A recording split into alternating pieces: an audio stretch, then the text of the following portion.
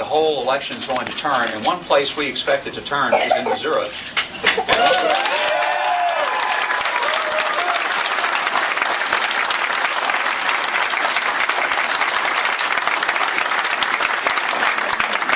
We believe people in Missouri are kind of common sense folks like we try to be in Arkansas.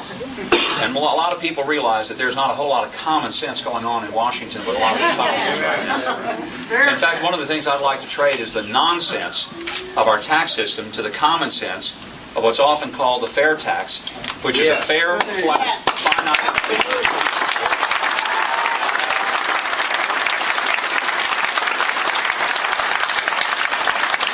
Today, our current tax system is particularly onerous to small business and to people who want just to have a piece of the American dream. Have you stopped to think about it? Toughest job that most small business owners face.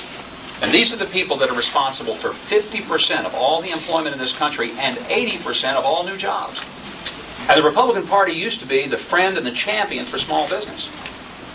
And if we're not going to be, we're going to not just lose elections, we're going to lose a whole generation of people who have always expected that we understood the free market system, that we believed in free enterprise, and that we knew that no business person, small or large, but especially small business owners, can ever survive if their toughest competition doesn't come from the guy across town, across the state, or halfway around the world, but when it comes from somebody in their own government.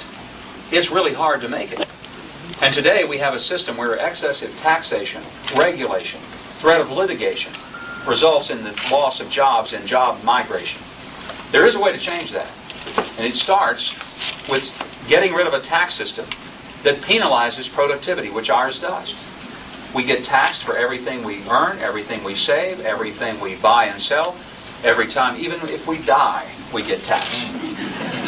No wonder. People are so afraid to die anymore. That's why people are living so long. They can't afford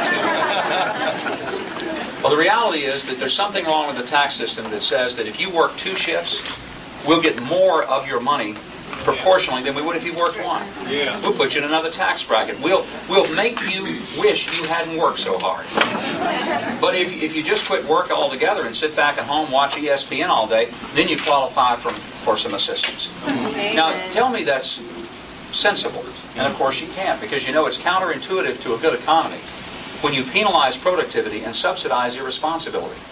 Government ought to be facilitating free enterprise, not complicating. Government ought to keep taxes lower, not make them higher. Right. Government ought to try to make sure that we understand that its basic purpose is not to provide for us, just to protect us so we can provide for ourselves and our own families. Yeah.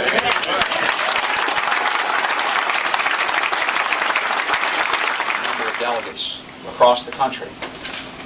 Next week, with the southern states and many of the Midwest states that are in play, we have an opportunity to truly be toward our way to the nomination and the White House.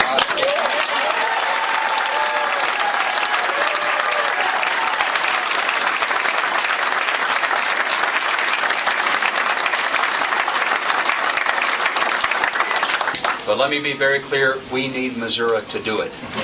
So I wish you'd look to a fellow from the state just south of you, and I wish you'd recognize that the experience of being a governor, having actually run a government longer than anyone else running for president, Democrat or Republican, and having had an effective record of improving education and highways and health care and the environment, is exactly the kind of leadership that this country needs. And then what I hope you'll also realize, it would be nice to have somebody in the White House who understands how hard a lot of Americans work every single day just to get food on the table.